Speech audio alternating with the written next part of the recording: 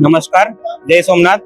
70वें भारतीय प्रवासी दिवस के अंदर हम यहाँ पर माता रानी अहिल्याबाई होलकर और सोमनाथ, ये पूरी चीज का एक प्रदर्शनी है। आगे गाइड करूंगा कि कैसे कैसे चीजें अंदर रखी गई है। पहला सेक्शन देखेंगे तो आदि ज्योतिर्लिंग करके सेक्शन है। तो हमने दिखाने का ट्राई किया है कि वहाँ सोमनाथ के अंदर उस समय के अंदर क्या क्या अवशेष मिले हुए थे। जैसे पत्थर मिले हुए थे, वेपन्स मिले हुए थे, पॉटरी मिली हुई थी, काठ मिले हुए थे, इवन शेल बैंगल्स मिली हुई थी, कॉइन्स मिले हुए थे। ये सारी चीजें वहां पे प्राप्त की गई थी। हम जनरली सर बात करते हैं कि कोई कोई सिविलाइजेशन कितना एडवांस है, तो ये रेफरेंस है कि यहाँ का सिविलाइजेशन जो एंशियंट था वो भी इतना एडवांस वो समय में था। अगर हम आगे का स्लाइड देखेंगे तो यहाँ पे बांस्तम करके एक जगह जो अभी भी सोमनाथ के अंदर स्थित है, वहाँ संस्कृत के अंदर लिखा हुआ था कि यहाँ से दक्षिण की ओर जब आप जाओगे तो कहीं पर भी लैंड नहीं है। तो ये चीज वो टाइम के अंदर पूरी दिखाई गई है। इवन जो सीशोर है वहां से 5 किलोमीटर अंदर 48 ऐसे एंकर्स मिले हुए हैं जो बताते हैं कि एक समय के अंदर वो सेंटर ऑफ ट्रेड था सोमनाथ पूरा। तो ये चीज हमने यहाँ पे दिखाने की कोशिश की है। आगे अगर हम देखेंगे तो यहाँ पे ग्रेट सिविज्म सेंटर, मतलब ऑलमोस्ट 148 शिवलिंग्स ऑलरेडी आर्कियोलॉजी ऑफ इंडिया को ड्यूरिंग एक्सकेवेशंस मिला हुआ है। तो जैसे आज के जमाने के अंदर हमको मिलते हैं अलग अलग सोसाइटीज के आसपास छोटे मोटे मंदिर रहते हैं, वैसे वहां पर स्थापित थे। ये वाला स्लाइड अगर आप देखेंगे सर, तो इसमें हमने दिखाने का कोशिश किया है कि प्रथम ज्योतिर्लिंग माना गया है सोमनाथ को, और महातीर्थ क्षेत्र बोलते हैं। महातीर्थ क्षेत्र क्यों बोलते हैं कि एक रेफरेंस है कि श्री कृष्ण जी ने जो अपना अबोर्ड लेफ्ट किया था वो बालका तीर्थ के अंदर ही लेफ्ट किया था। तो इसके लिए सोमनाथ को आदि ज्योतिर्लिंग और महातीर्थ क्षेत्र की तरह हमने दिखाया गया है। और हर एक जगह हमने एक क्यूआर कोड लगाया हुआ है। तो क्यूआर कोड को कोई भी जो भी स्कैन करेगा उसको पूरी ऑडियो बुक उसकी यहाँ मिल जाएगी यूट्यूब पे। इसके आगे मैं आपको गाइड करता हूँ सर। ये ओल्ड सोमनाथ वाला सेक्शन है। इसमें हमने एक पूरी टाइमलाइन दिखाने की कोशिश की है कि 14 बार आक्रमणकारियों ने सोमनाथ को तोड़ा, पर फिर भी सोमनाथ वापस उठ खड़ा हुआ। तो हमने उसको हेडिंग दिया है Somnath the temple of indestructible faith, मतलब आस्था को कोई नहीं तोड़ पाया आज तक। तो यहाँ रेफरेंस हमने देने की कोशिश की, जैसे राजा भोज ने चौथी बार बनवाया था और इंदौर की महारानी माता रानी अहिल्याबाई होलकर ने 1783 में वापस से रिबिल्ड करवाया था। तो ये पूरी ऑथेंटिकेट इंफॉर्मेशन हमने यहाँ देने की कोशिश की है।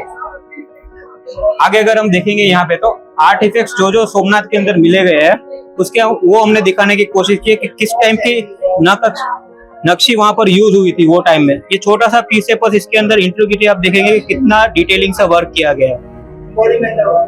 इवन यहाँ पर आप देखिए कि जो भी फेस एक्सप्रेशंस दिए गए हैं या छोटे छोटे ऑर्नामेंट्स के अंदर डिटेलिंग किए गए, जो पोस्टर्स दिए गए हैं, पूरा छोटे छोटे एनिमल्स के इवन जो भी एक्सप्रेशंस दिए गए वो पूरे स्टोन वर्क के अंदर उस टाइम के अंदर पूरा बनाया गया था। उसके अलावा ये फोटोग्राफ अगर आप देखेंगे तो ये दिखाता है ओल्ड टेम्पल जो दिखाता है जो था, तो उसका स्केल ऑलमोस्ट आज के टेम्पल से 3 गुना बड़ा था।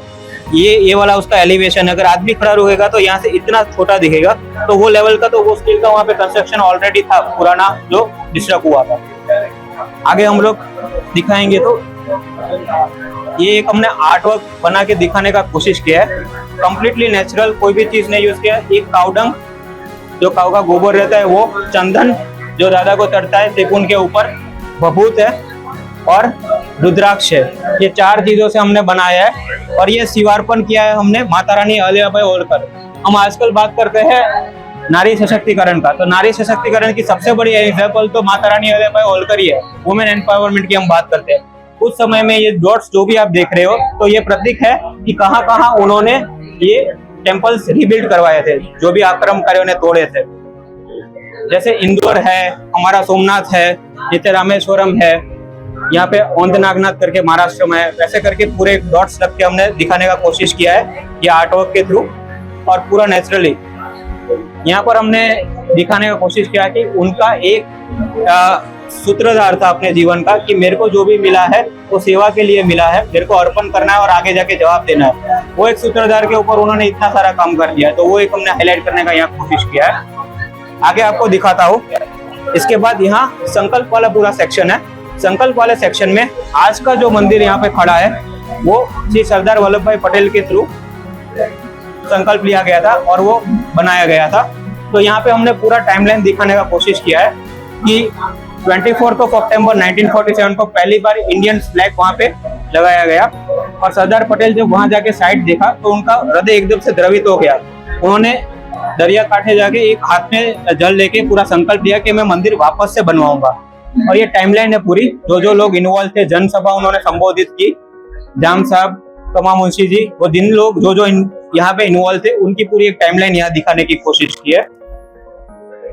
और वो टाइमलाइन के तहत आगे बढ़ के कैसे टेम्पल रीबिल्ड हुआ उसके फोटोग्राफ हमने फिर आगे दिखाए।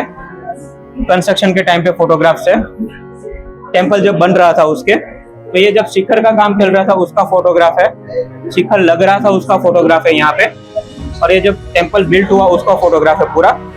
और ये 1 दिसंबर 1955 को सरदार का संकल्प खत्म हुआ और डॉक्टर शंकर दयाल शर्मा जी के द्वारा देश को ये समर्पित कर दिया गया। तो ये पूरा सेक्शन हमने दिखाने की कोशिश किया कि संकल्प है, जो सरदार का संकल्प था वो पूर्ण हुआ। आगे हम देखेंगे यहाँ पे तो ये आर्किटेक्चरली ये जो सारी जो रिमेन्स है ये सब रेप्लिकास है। इनका ओरिजिनल जो पीस पड़ा है वो सोमनाथ म्यूजियम के अंदर सब पीस पड़े हुए हैं। तो ये सब ऊपर आप देखोगे तो एक बहुत बड़ा सेक्शन वाला व्यू दिखाया है, जिसमें हमने ट्राई किया है दिखाने के लिए कि एक एक सेक्शन को क्या बोलते हैं। जनरली लोगों को पता नहीं रहता है कि सेक्शंस को एक्चुअली संस्कृत में क्या बोला जाता है या महत्व क्या है।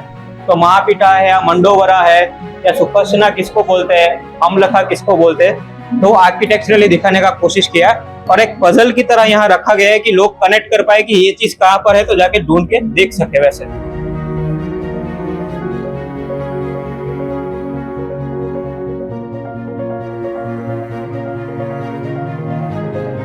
आगे देखेंगे तो सर ये सीधी वाला सेक्शन है। सीधी वाले सेक्शन में हमने ट्राई किया है कि हमारे visionary prime minister Shri Narendra भाई मोदी जी के अंतर्गत जो एक प्रसाद योजना करके चलती है उसकी डिटेल्स हमने दी है। इसके तहत ना सिर्फ सोमनाथ पर ऐसे बहुत सारे टेम्पल्स जिनको ये योजना के थ्रू लाभ मिले उसकी डिटेल्स हमने दी है। और सोमनाथ ट्रस्ट एक ऐसा ट्रस्ट जिसके फुटफॉल इतने सारे 1 CR जिससे फुटफॉल है, तो उसके पीछे बहुत सारी एमिनिटीज चलती है, लोगों को नहीं पता रहता है कि स्मूथ फ्लो कैसे चल रहा है। तो वो दिखाने के लिए पूरा एक वीडियो वॉल रखा है कि क्या क्या सिद्धियां है, क्या क्या अचीवमेंट्स है सोमनाथ ट्रस्ट की।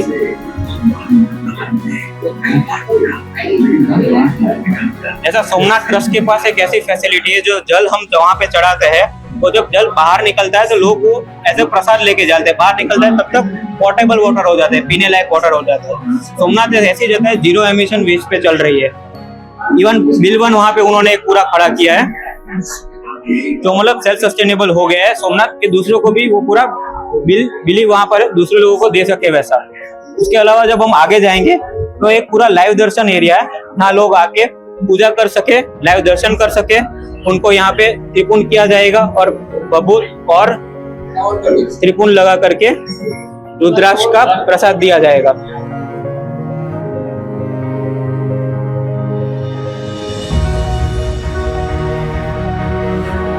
और दर्शन के बाद अगर आगे आएंगे तो यहाँ पर पे पूरा हेल्प डेस्क है सोमनाथ सेंटर का। कोई भी लोग जो सोमनाथ विजिट करना चाहते हैं तो यहाँ से पूरी जानकारी उनको दी जाएगी कि सोमनाथ पर रुकना कहाँ है, कैसे पहुंचना है, वहां जाके किनका कांटेक्ट करना है। और यहाँ पर हमने एक सुविधा रखी है QR कोड की, जो कोई भी बंदा इसको अगर स्कैन करेगा तो ये QR कोड से उनको सर्टिफिकेट मिल जाएगा कि उन्होंने यहाँ आके ये पूजा की और उनको वहाँ पे ये प्रसाद मिला है।